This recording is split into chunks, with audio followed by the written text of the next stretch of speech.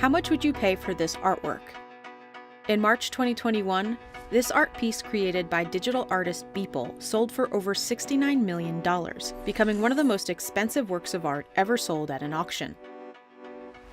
The catch? Well, it doesn't exist yet, not physically at least. It's all thanks to a trend known as NFTs, or non-fungible tokens, and in recent years, it's taken the art scene by storm. In 2018, I went to Christie's and essentially credited with bringing NFTs to the art world. And what happened was I gave away 300 free NFTs. Now, fast forward 3 years, each of those 300 NFTs that we gave out as like a physical card that you could cash in are worth about $1 million. This piece is called Knockout. It was actually the first piece that I painted during 2021. So now this is the most expensive NFT that I've sold to date. I paired it with this physical piece. I sold it for the equivalent of about $17,000 US. The market has seen explosive growth in 2021. During its third quarter, NFT trading volume hit $10.7 billion, a 723% gain from the previous quarter, and a staggering gain of over 38,000% year over year. It's become something that was a bit of a novelty to something that's become a lot more mainstream very, very rapidly. And this is partially due to the fact that a lot of celebrities and people who are well known have kind of jumped on the NFT bandwagon and given it kind of credibility. I think it's also been pushed very strongly by people who are into cryptocurrencies. That's another way of basically earning money and gaining value from cryptocurrencies. But NFT's astonishing growth has also led to deep skepticism over its market. I think the technology underlining NFTs is useful and has practical applications. How it's currently being used at the moment is just one rolling series of mad tulip mania style bubbles. That's all it really is, together with some very ugly artwork. So just how do non-fungible tokens work, and is it an asset worth investing in?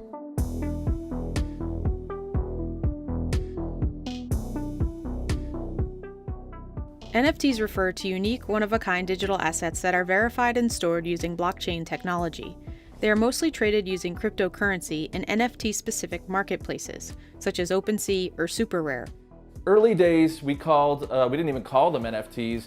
We would call it art on the blockchain, or before that, we were calling it dank rares. The simplest way to describe a non-fungible token is really a digital representation of ownership in a individual aspect. So taking any sort of item, property, contract, and essentially digitizing it, and the non-fungible token, or the token itself, represents your ownership stake in that asset. And NFTs can be pretty much anything from music to video clips, domain names, and even tweets. But the current craze is really around collectibles and digital art. Since its inception, NFT collectibles has generated over $5.6 billion in sales, while digital art has generated over $1.8 billion. Things like artworks and collectibles have become the big commodity of NFTs because they naturally fit into what NFTs are. They're sort of certificates of authenticity. So when you're collecting something, you can have a physical copy of something, and if that physical copy is unique, there's only one of that thing, it's easy to show the authenticity. But because of digital being copyable, having this extra sort of like certificate of authenticity is really important to sort of show ownership of that particular thing.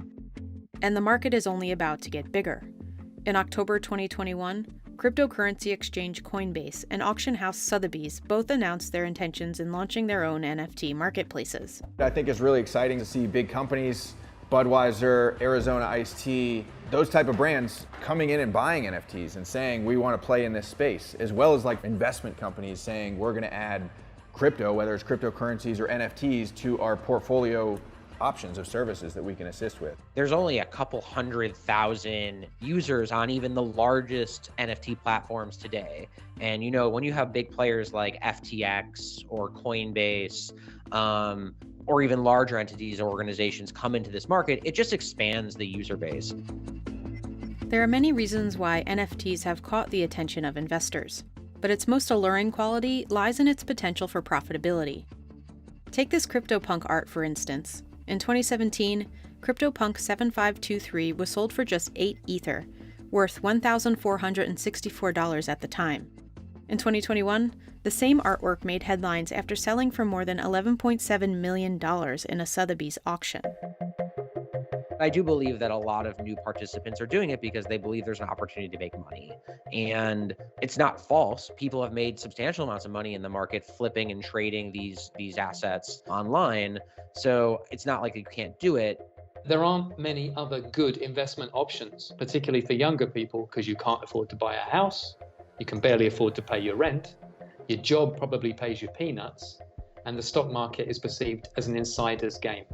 So why not put all your money into a digital lottery and see if you can't make $1 million overnight? Who knows, you could be the lucky one.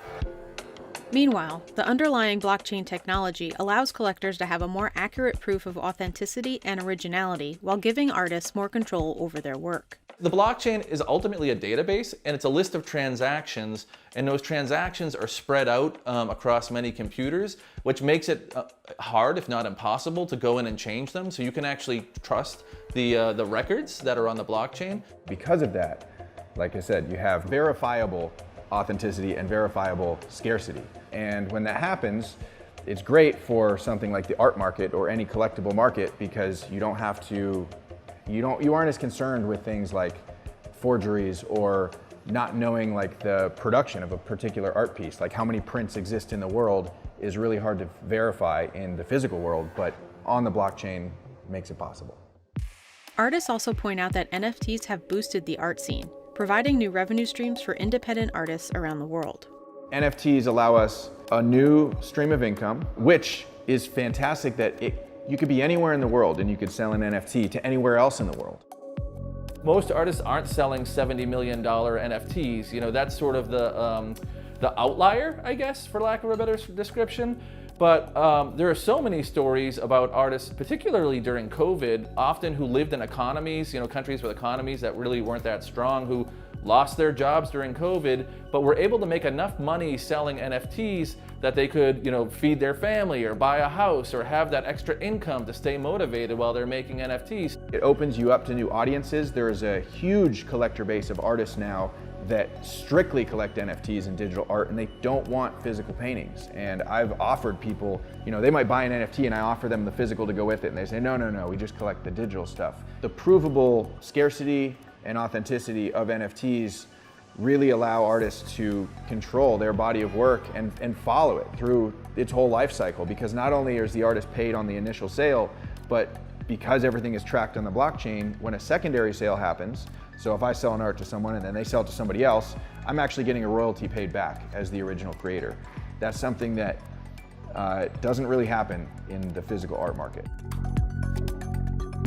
Despite its many unique advantages, many experts remain hesitant about entering the NFT market at its current price point. The fear is that the market has grown too big too fast under immense hype and speculation. What's driving the price of NFTs at the moment, I think, is probably a lot to do with just the hype around cryptocurrencies. I think what we see right now is the latest iteration of a rolling series of everything bubbles. But this may well be the apotheosis, the paradigm, the peak in the paradigm of everything bubbles. And it worries me intensely, even if I fully understand the dynamic that drives younger people in particular.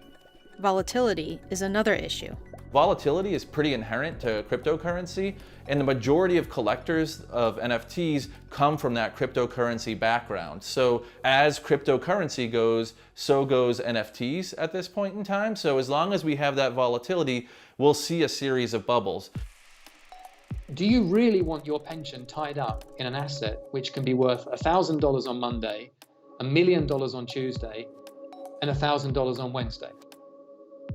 Good luck retiring on that kind of presumed income flow. You can gain everything, you can lose everything. Concerns over security have also surfaced after numerous reports of thefts and scams made headlines in recent months. It's not that they're fundamentally insecure. I think a lot of the issues, it's like any kind of technology. It's very hard to find a technology that anyone will guarantee you to be 100% secure.